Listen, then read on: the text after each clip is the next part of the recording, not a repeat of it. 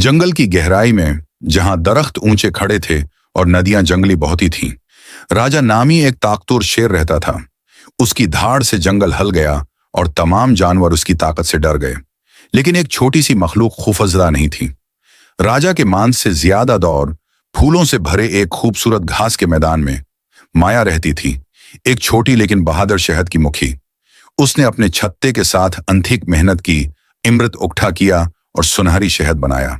एक दोपहर जब राजा जंगल में घूम रहा था, उसकी नाक में एक मीठी खुशबू आई। वो इस महक का पीछा करता रहा यहां तक कि उसने उसे देखा, एक शहद की मुट्ठी का छता जो सुनहरी शहद से भरा हुआ दरख्त की शाख से लटका हुआ था। उसके मुंह में पानी आ गया।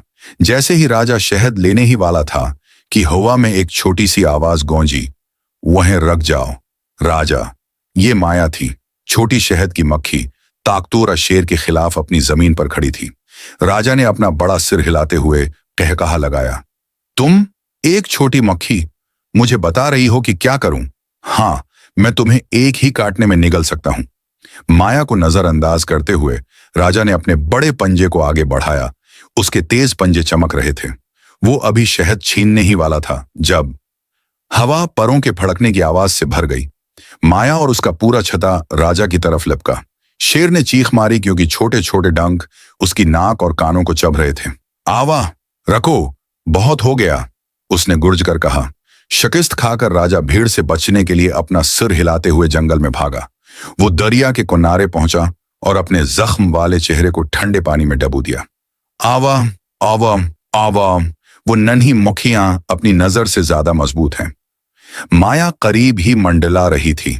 ताकत सिर्फ साइज के बारे में नहीं है राजा, यहां तक कि छोटी से छोटी मखलूक भी इज्जत की मुस्तहक है। शेर ने आ भरी और कहा, छोटा, मैं आपका शहद नहीं चराऊंगा। उस दिन से राजा और माया दोस्त बन गए।